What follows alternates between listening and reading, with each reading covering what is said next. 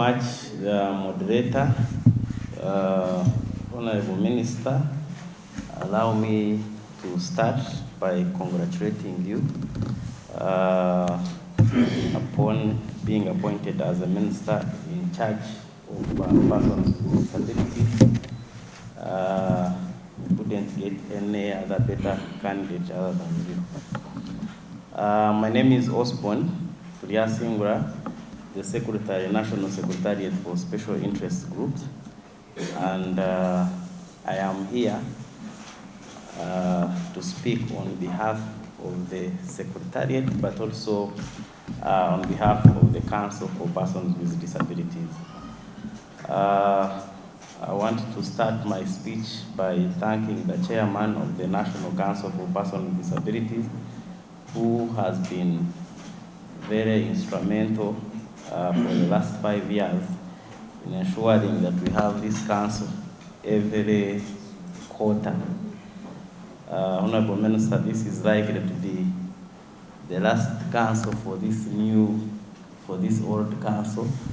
As you are aware, the council's term of office is getting to an end, or it will be ending on 31st.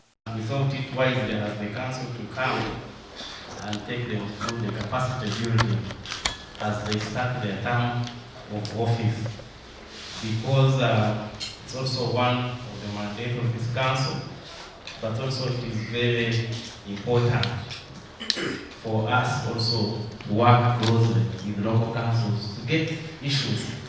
I want to report to you, Honorable Minister, that this is the only council, even with less finances, we have been able to take this council to the local level. This council is the only council that has been moving to have councils in the districts, in the local districts. All other councils always have their councils in Kampala.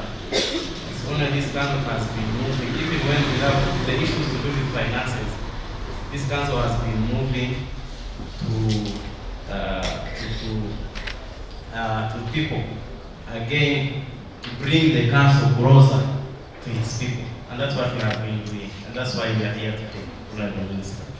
The fraternity of persons with disabilities of West Nile and the technical team, good morning. Good morning. Prosper is my name. Ndio. Asante sana. Ongeza tena.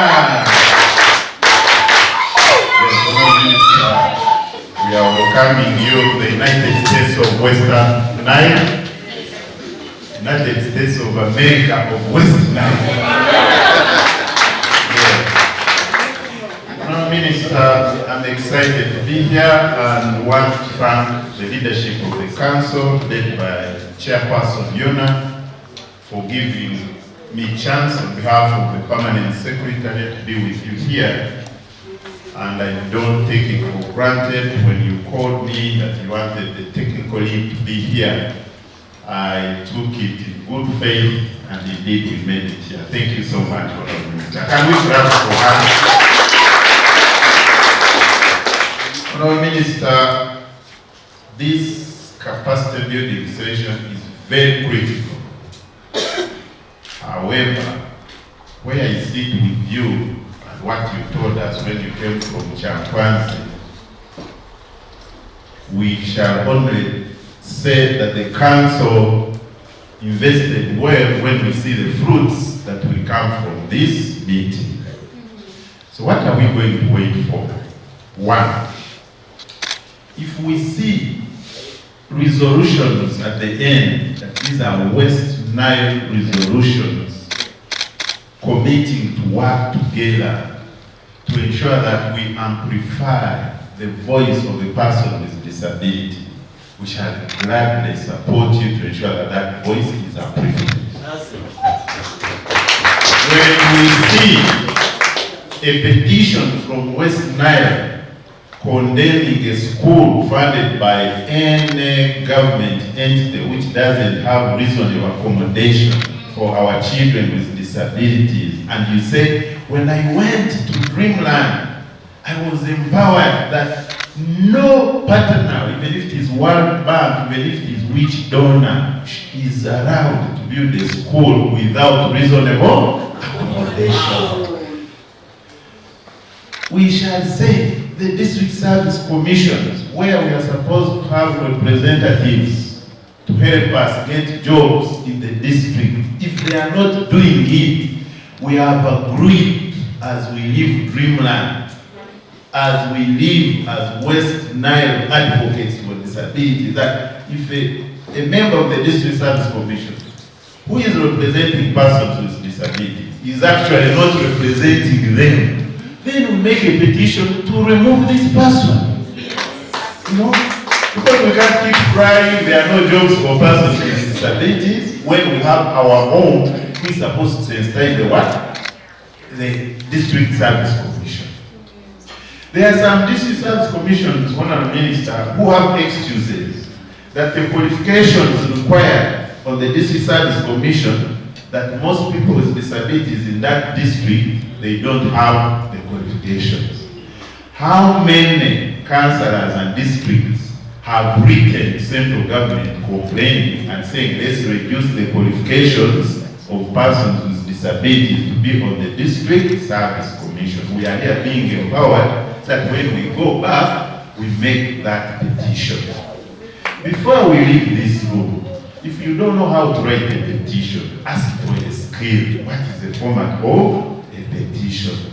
If you want to move a resolution in the district council, can I be guided? How do I move the resolution? Because you are getting skills to advocate, to be the real serious voice of a person with disability. I know most of us are role models already, and I know as part of this training, we are being given a chance to coach others or to peer support others. Honourable Minister, it was very disheartening that during elections, a person with disability would call you and say, Commissioner, a person who doesn't have a disability has gone through and opposed to represent persons with disabilities. It's very disheartening. So the question I would ask the person who is calling is, why didn't you offer yourself to represent persons with disabilities? That's one, especially where they are saying that the person without a disability is going through unopposed. Why? We have people, Honourable Minister, advantages come with disadvantages. You have fought day and night. I can show you the WhatsApp messages for the Honourable Minister when she was a member of Parliament, reminding me of what to do, and I want to thank you in a special way, Honourable Minister. But part of the issues was districts where persons without disabilities want to represent persons with disabilities in the council. And she was saying, this one we can't negotiate. And I hope West Nile never negotiated. Yeah, I'm going to do an audit. It's okay. Yes. Amen. Okay. Lastly, Honourable Minister, we don't have a lot of time. On behalf of the technical team of Ministry of Gender, Labour and Social Development, I want to commit that with the guidance that you've been giving before, as an MP, as an advocate for persons with disabilities, and already the instructions you've already given, which are to uplift the standards of living of persons with disabilities, I commit that we shall implement them, because these people are waiting for services, they are not waiting for the words that the Commission is giving, they just want to see their people getting services. And I want to commit on behalf of the technical team that we shall achieve this. With this, I want to invite the Chairperson National Council for Persons with Disabilities to come and speak to us. Thank you.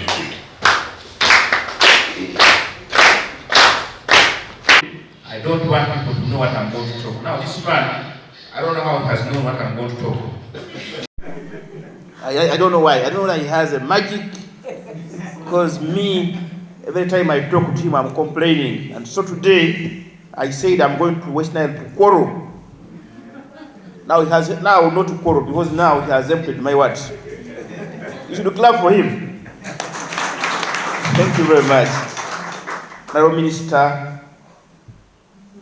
in charge of Disability Affairs, and your technical team from the ministry, my colleagues, the council, the national council members, the LOC5, Arua District Law Government, and all the technical staff from Arua District Law Government, honorable councillors, all the district chairpersons present, and the community development officers in this house, good afternoon.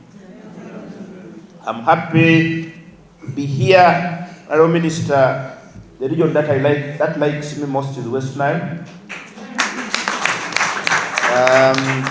When I was in Terego, my brother Siraj must be here, my brother Natali, my good friend Bianga, they should be here. So they organized all the PWDs of Terego, and they said, now your name is not Waswa, but you are Mungu friend. So I'm here at home where I'm given a name. So I'm very happy for you people. Honorable Minister, before I go far, I want to request my colleagues, the council members, wherever they are, to stand up. Those who can.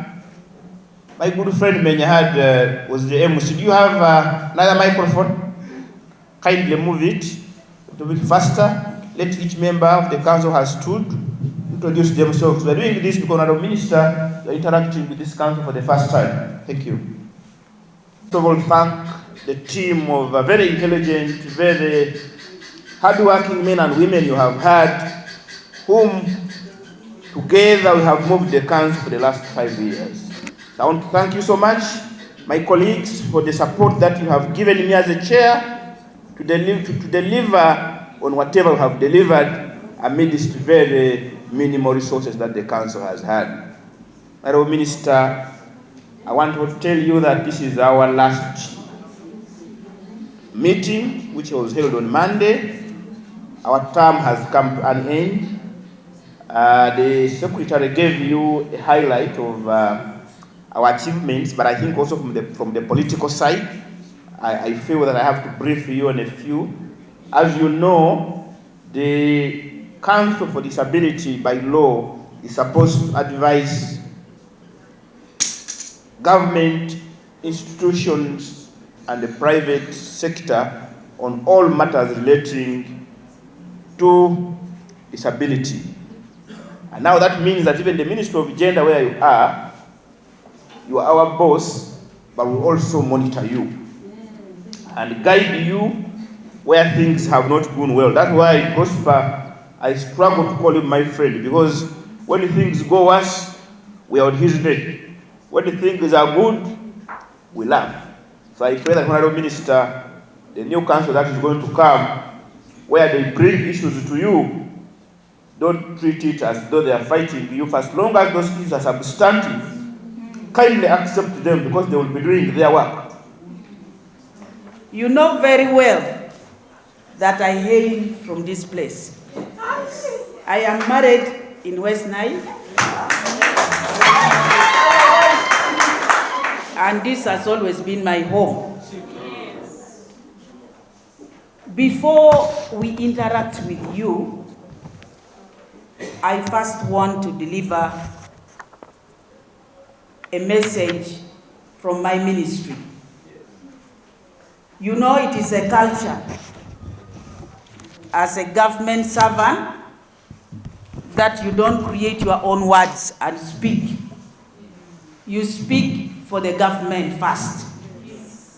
I know after the speech, we are going to have a brainstorming session with you so that I hear from you. I now deliver the message.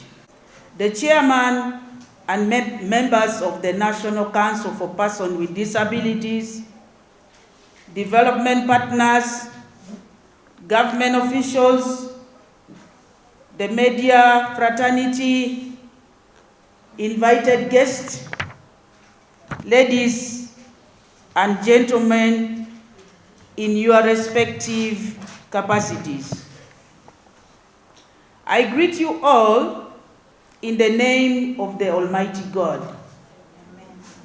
I also bring greetings from the Minister of Gender, Labor and Social Development, that is Lieutenant General Tumukunde. On behalf of the ministry and on my own behalf, I welcome you to this function, where the National Council for Persons with Disabilities have organized an annual dialogue to build your capacity to effectively perform your functions.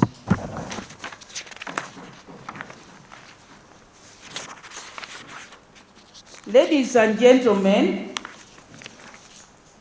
the National Council for Persons with Disabilities was established by Persons with Disabilities Act 2020, as amended.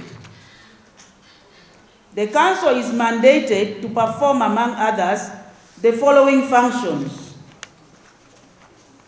They are supposed to monitor the implementation of the above Act by the government, government agencies, non-governmental agencies, body corporate, and private persons. They are also supposed to carry out or commission surveys, inquiries, or investigations on matters relating to violation of rights of persons with disabilities under this Act, or non-compliance with this Act by the government, government corporate, or private persons, and advocate for collective measures by the concerned parties. They are supposed to advocate for the development, implementation, sustenance of programs and projects by the government, government agencies, non-governmental agencies, and for the improvement of the welfare of persons with disabilities. The National Council for Persons with Disabilities is supposed to develop projects and schemes for self-employment or sheltered employment for persons with disabilities. They are also supposed to establish programs for the support, counseling, and other assistance to persons with disabilities, and for the parents, guardians, and caregivers of persons with disabilities. The National Council for Persons with Disabilities are supposed to monitor the welfare, rehabilitation services offered by the government, government agencies, non-governmental agencies, including vocational, guidance, and counseling. They are supposed to regulate the human support services for persons with disabilities, including sign language interpreters, readers, guides, and life assistants. They are supposed to liaise with the government on needs, problems, and other issues of persons with disabilities for planning purposes. They are supposed to mobilize persons with disabilities to participate in elections, sports, and other co-curricular activities for persons with disabilities at all levels. This is now where we cross some roads.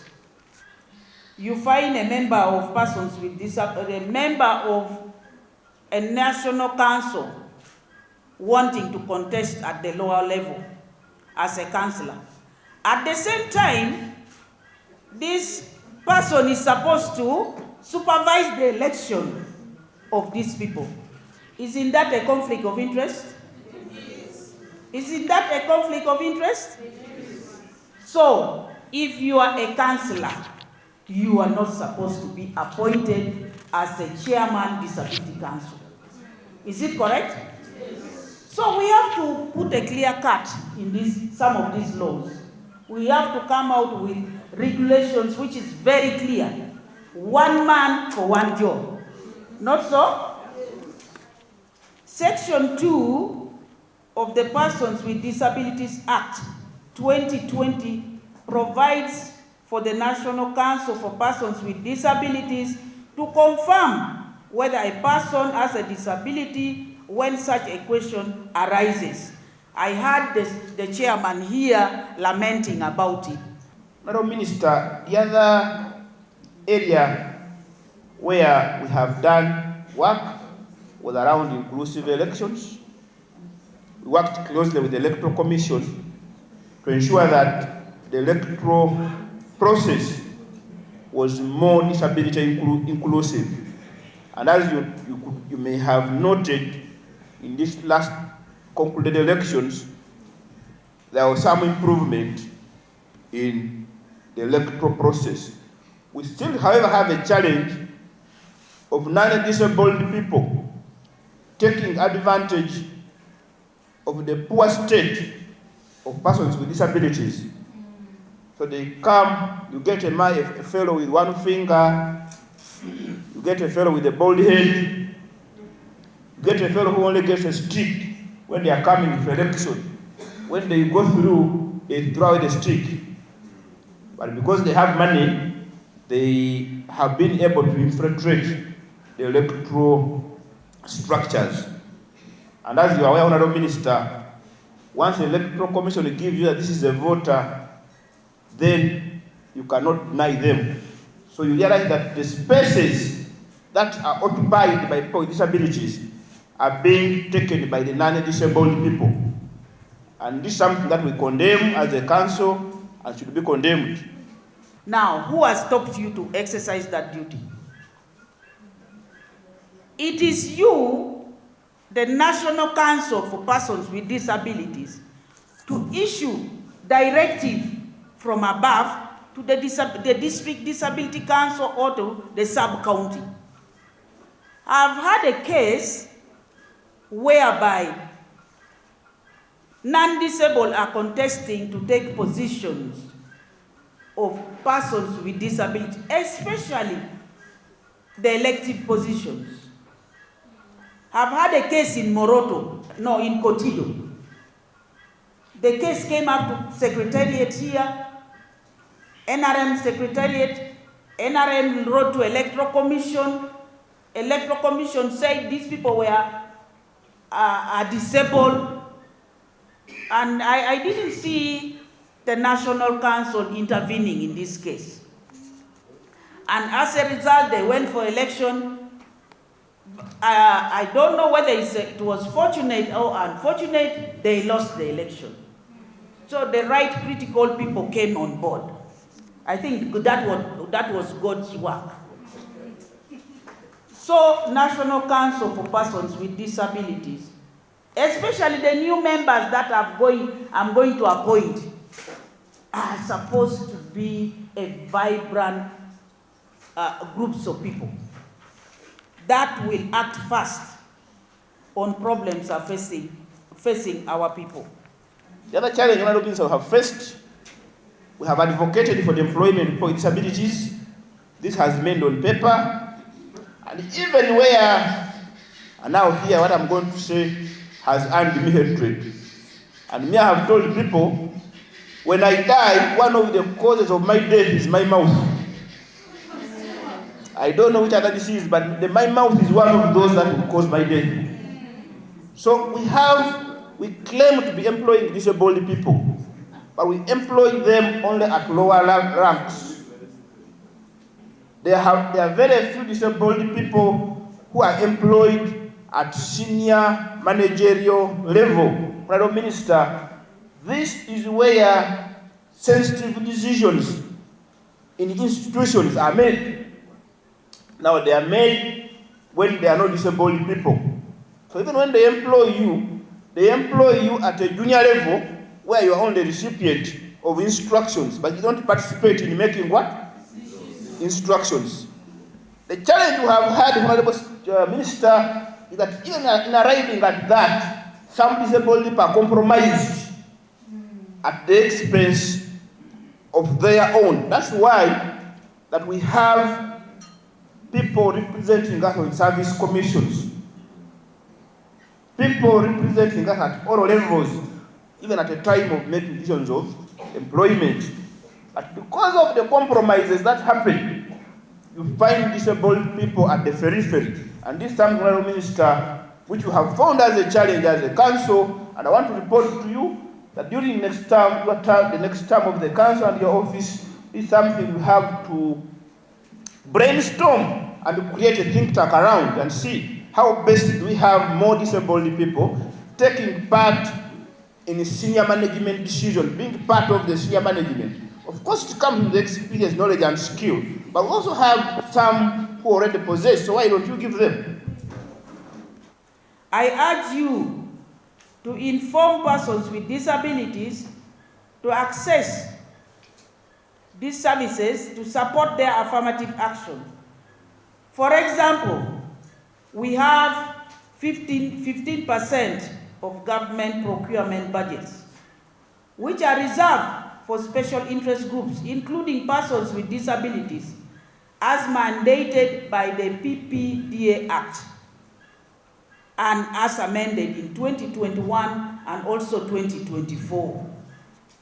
In the same vein, you can utilize the council mandate to access your NSSF saving as well as acquiring non-taxable assistive devices. I want to elaborate on this. The new PPDA, that is Public Procurement and Disposal of Assets Act, mandates a person with disability to get contract of procurement of materials in the government institution. But I'm seeing my people are not taking up these services. And yet this can be a source of employment to our people also. So I encourage you to endeavor to take contracts. We have so many contracts: slashing the roadside, keeping the toilets to be clean. You are the one to levy fees on these people who come to use the toilets. There are so many services, cooking food and the rest of it. We have so many services. You can take up those services. Then NSSF, we have amended the law. If you go to section 20, subsection 4, 1, 2, 3, you'll find that a person with disabilities age as lowered to 40 to access the midterm savings from NSSF. Meanwhile, an able person was at 50, is at 50. For us, we gave an argument that a person with disability like me, we don't last long. Reason being that we don't participate in doing exercises so that we can sweat and release the fats. As a result of that, we develop funny sicknesses like pressure, diabetes, and the rest of it. So it's hard for us to reach the age of 50 years to access what? The midterm savings. The colleagues in Parliament agreed with us and lowered the age of a person who is a civil servant to access the midterm saving at 40 years. And that was a score. The council, that is National Council, is also mandated under section 17.2 to make an order for corrective measures for violation of a right of a person with disability or for non-compliance with the provision of this act to any governmental agency, non-governmental agency, body corporate or private person. They are also supposed to call witnesses and demand the production of documents that the council may require, including documents of registration of the organizations, specified in subsection 1, section 1, subsection 1. And that one is going to happen very soon. The council is going to engage to, they are going to verify and submit to me their reports. This is not for bad intentions. We want to empower these NGOs working for persons with disabilities, because without them partnering with us, it's going to be difficult even for me to work. It's going to be difficult for you even to work. Most of these NGOs have given us a lot of assistance, working with us, sensitizing our people, and the rest of it. So we need to empower them to work even better. The council is further mandated under section 2 of the same act to appoint a medical doctor with relevant expertise or an expert to carry out an examination to confirm the disability status of an individual. If a person is saying, I'm disabled, and you are doubting whether that person is disabled, there are some disability which is not seen, by the way, like the deaf, hard of hearing. Hard of hearing, sometimes a person can think this person is normal. Now, to confirm whether the person has a disability as hard of hearing, you need a medical doctor to examine the person. So, a national council is mandated to appoint. Ladies and gentlemen, the government has put in place programs to alleviate poverty and ensure affirmative action for special interest groups. And these include, but not limited to, the National Special Grant for Persons with Disabilities. Under this program, government provides grants to organize groups of persons with disabilities to start income-generating activities.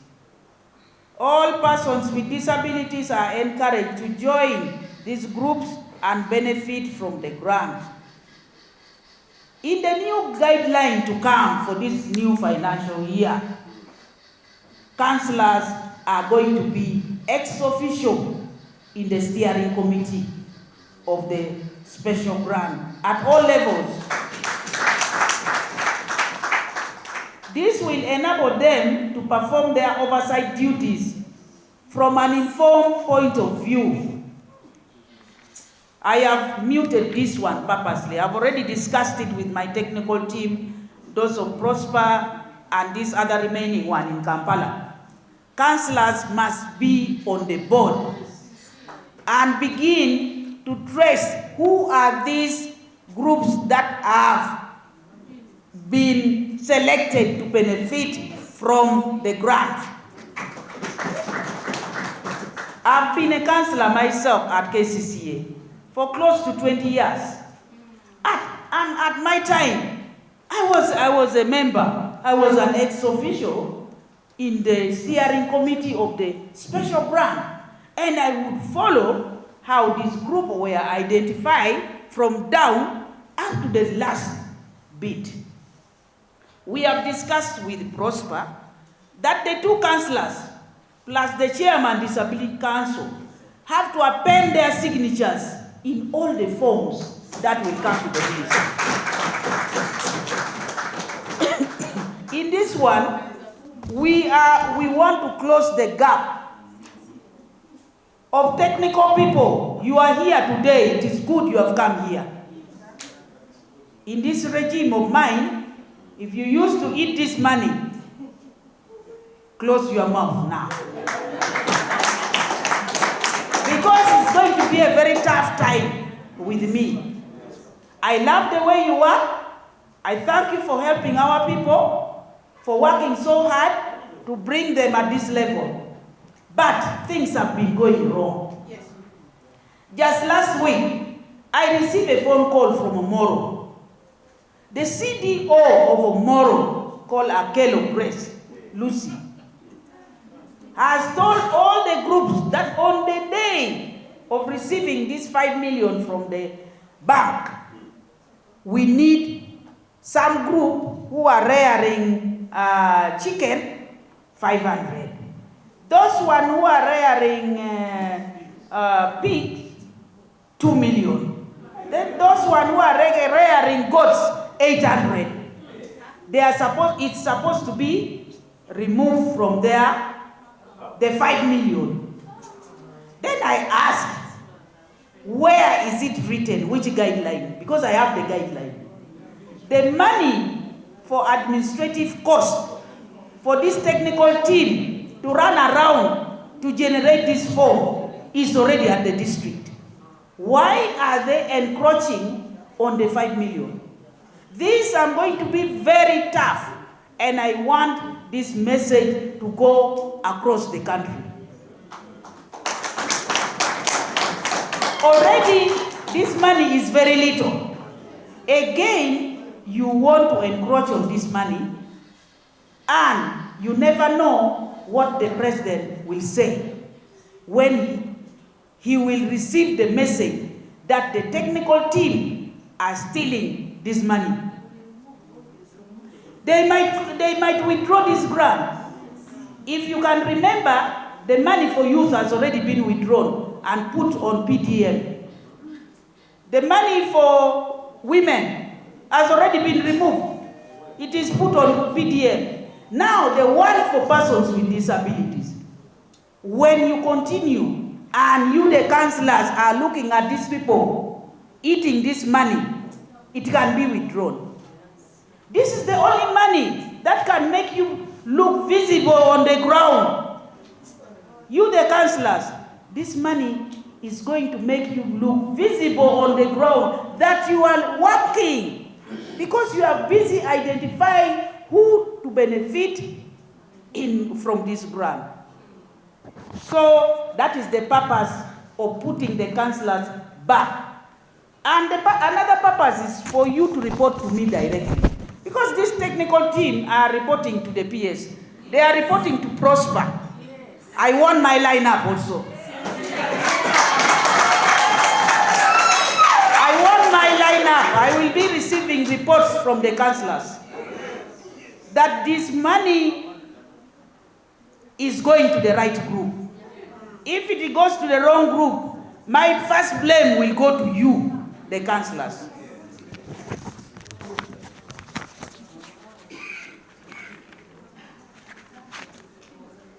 Government is also implementing the parish development model, which provides funds for enterprise development at the parish.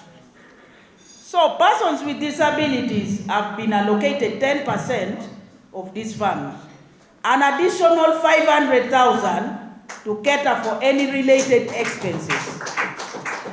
This is still new. The circular has just come out, and I believe it will reach you very soon. But as I know these people, they will not show you this letter. The letter has already reached my desk. I have circulated it in my forum. If you are not in my forum, tell me and I put you back in my forum. You will be accessing information from the ministry from my forum. It's called emerging issues. Anything that emerges, any new thing, I put it there. So the 500 is going to be added on top of the 1 million. Not everybody will get 1 million. They give you that money according to the project proposal you have given to them. But additional 500 will be given to you to cater for related expenses like paying for your guides, hiring border to run around to do this and that. Additional 500 is going to be given to you. Now the question is the 500 also going to be paid back? These are the things we are going to tussle it out, and I will inform you when the discussion is done with the higher level. Because you can't pay something which is an expense. You can't. Capital expenses, you don't really pay for them. Even in government, you don't tax that. I am a student of business administration. You don't tax that. It is critical for the council to build capacity of its members to gain skills and knowledge to mobilize, train and support persons with disabilities to access and utilize the grants effectively to enhance the socio-economic well-being. For National Council for Persons with Disabilities to perform its function effectively, it requires budget enhancement to run programs or projects as well as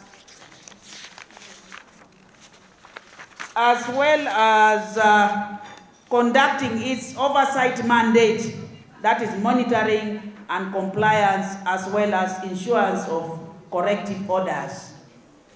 As the Minister for Disability Affairs, I pledge to support and enhance the Council's budget.